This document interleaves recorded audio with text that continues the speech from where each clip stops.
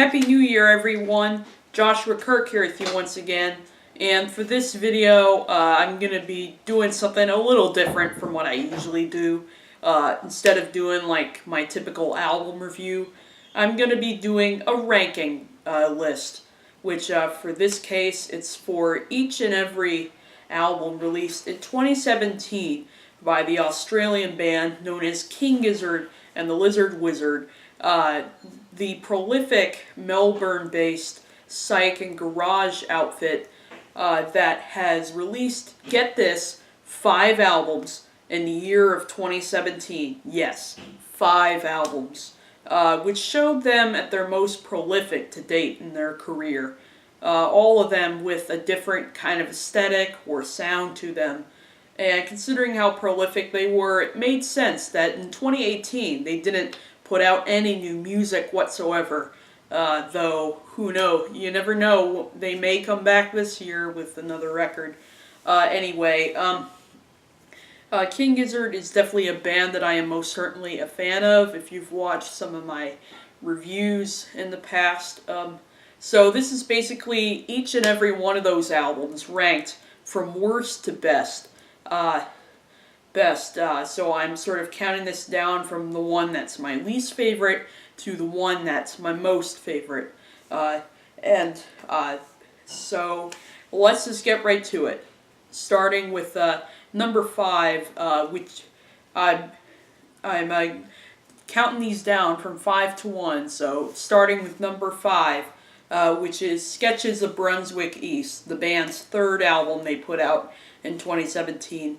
Which, this, in my opinion, is not only the worst album King Gizzard put out in 2017, but it's also, in my opinion, probably the worst album King Gizzard has ever put out, period.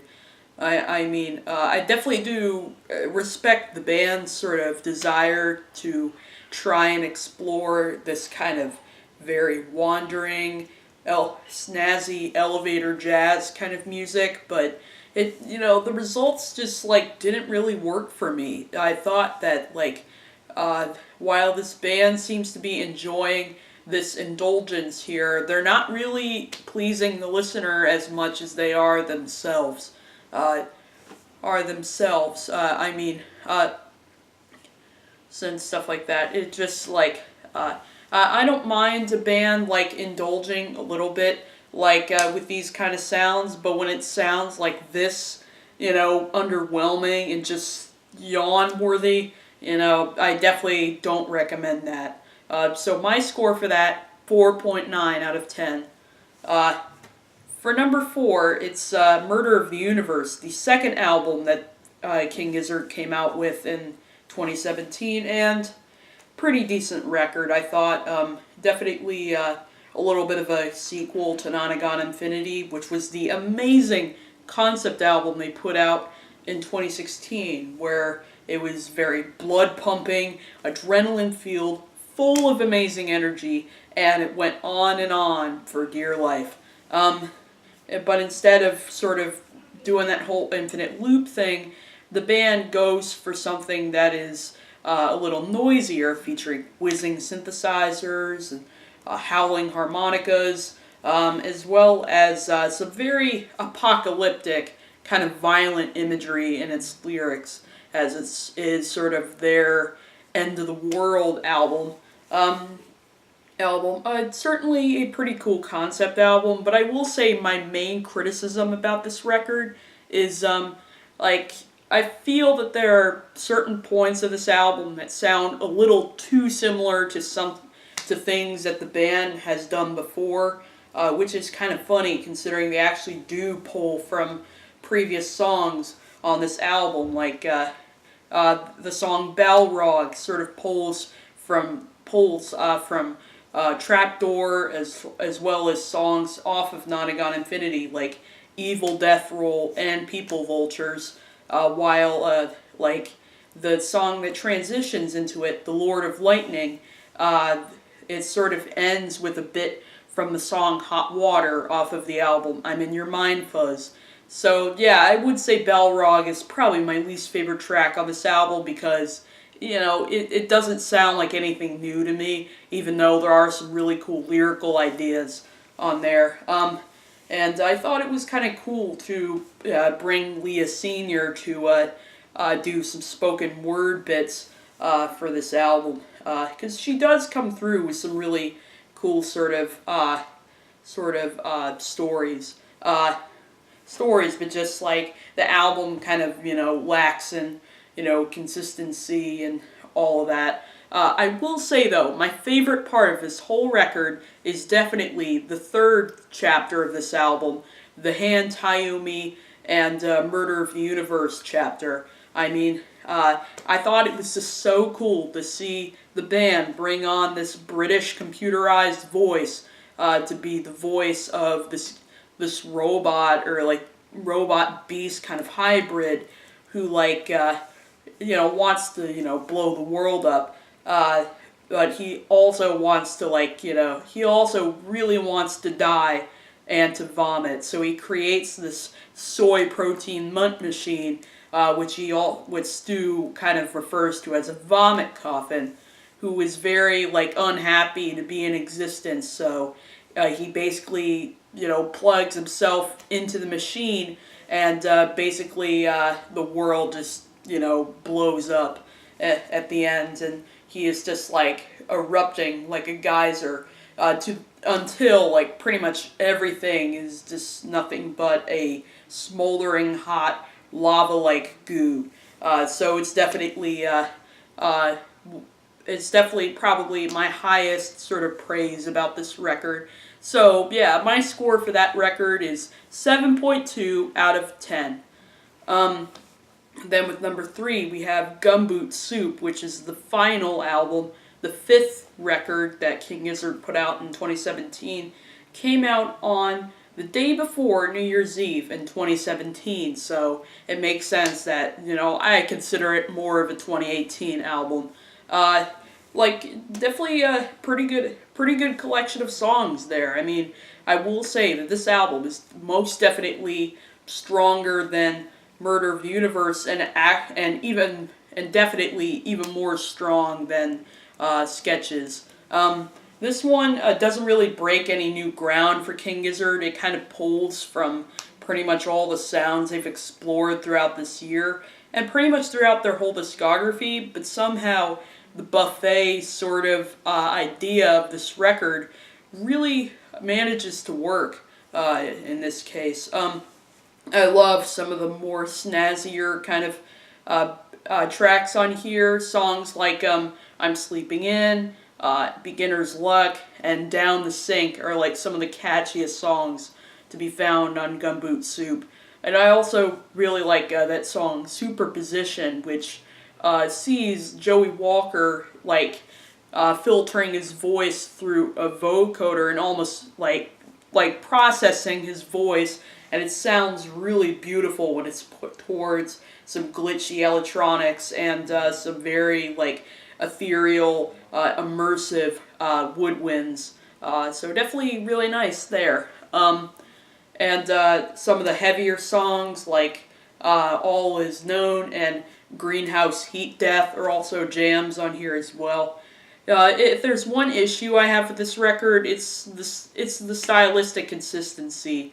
It's just a little inconsistent and kind of genre hops to the point where at times it feels like a record that they didn't necessarily need to put together. Like some of the a lot of these songs could have felt totally tight on some previous records. Say the songs like Greenhouse Heat Death would fit on a Fly Microtonal Banana. All Is Known would have been very tight in the Nonagon Infinity track listing.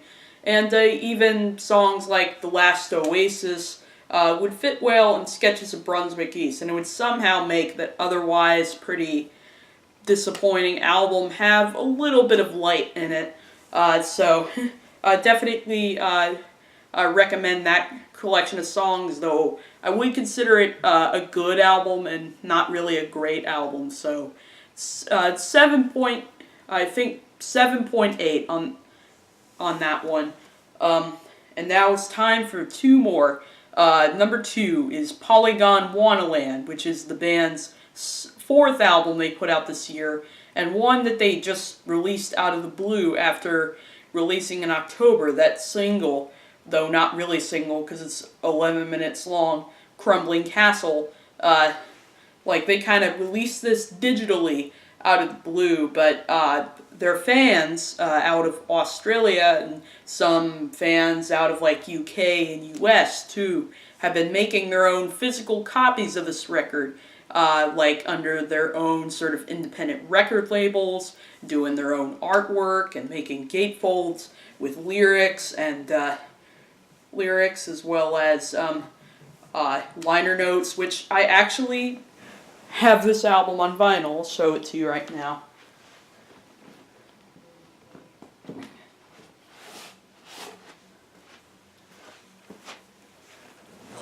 I actually own Polygondwanaland, as you can see right here, and I added my own liner notes to it as well. I got this for Christmas last year, even though I didn't even ask for it, but it was a really nice surprise, I thought. There's the track listing, and then these are all liner notes, production, as well as who played what on each song, as well as I made a little PowerPoint that has all the lyrics for this album in it. I'll show it to you right now. And I also added photos of the band members on here.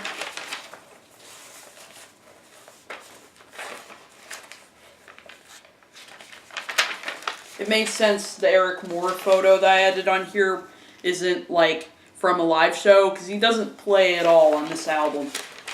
Like, he actually doesn't really play drums on too many of the band's records. Though he did do management. And I added a couple extra artwork things. And this is on red vinyl as well. Really cool.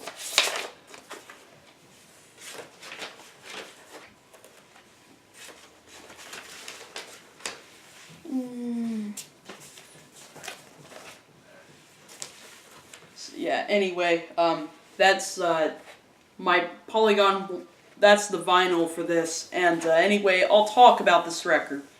This is definitely one of King Gizzard's best albums, I think.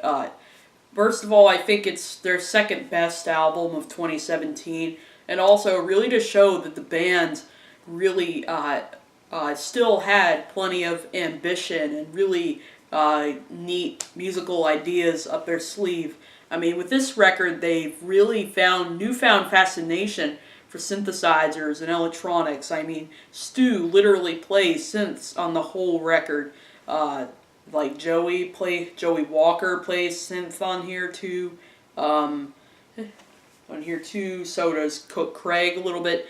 Even their bass player plays synth on one song. And the synthesizers and the glitchy effects and stuff like that are used very tastefully here. And also, I love their sort of newfound fascination with acoustic guitars and flutes. I mean, the acoustic guitars are just very rhythmically, catchy and pretty easy to stick, and pretty easy to really stick to for sure. Sure too. I mean, just the intricacies they create and all the different instruments on this album is definitely showing the band's improving and progressing as a band. And also really like the sort of dual lead vocals of Stu McKenzie and Joey Walker. They definitely have great chemistry together, and you can't really tell which one is singing lead and which one is singing background, because they're basically in unison, singing so nicely on here. And they even do throw Ambrose in there in a couple of tracks too. This is definitely one of their better albums they've dropped in kind of the later points of their career, and the transitions that the songs make are really nice.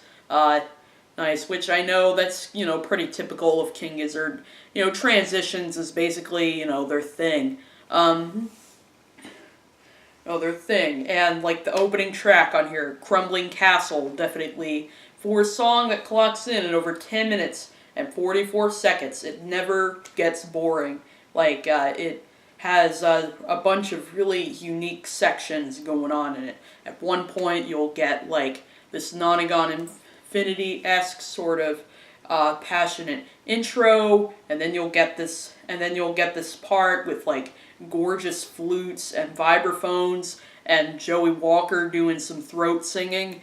And then at the end, it's just like very wild and noisy. And then it just slows down with Joey Walker, singing in his very like kind of tribal like baritone, and it's just like incredible. So definitely one of the best songs of their career. Definitely one of the best songs that they've composed in their discography in 2017. One of the most ambitious. Which, that leads us to our number one, which is the first album that King Gizzard put out in 2017, Flying Microtonal Banana. Love this album. It's definitely one of my favorite, like, psych rock albums of 2017. Definitely one of King Gizzard's best albums. I mean, following up the fantastic Nonagon Infinity album, the band definitely had a very bright future ahead of them, and with this record, they definitely managed to not disappoint, for sure. This record took its time to grow on me. I mean, I literally had to give this album like 8 listens before I eventually reviewed it in 2017, but it was just so worth all that extra little time I took with it, because it is like so amazing. I mean, this album is so catchy. I love how I'm able to hang on to every word to the point where anytime I pop this CD in the car, I'm like singing along and stuff like that. And their usage of microtonal tuning definitely was their most successful, I think, experiment that they made in 2017, and to sort of widen their musical palette.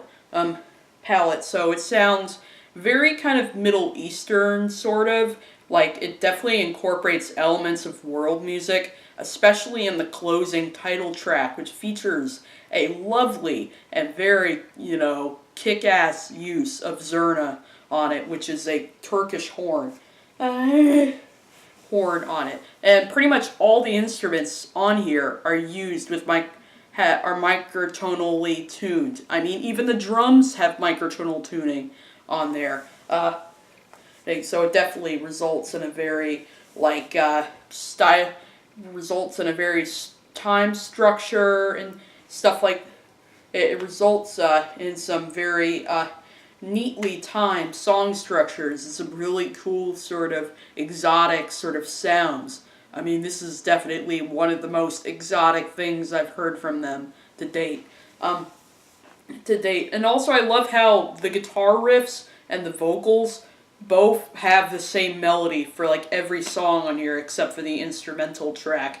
But yeah, just the way that the vocals and the guitar create these really unique melodies is like, I love it. So good.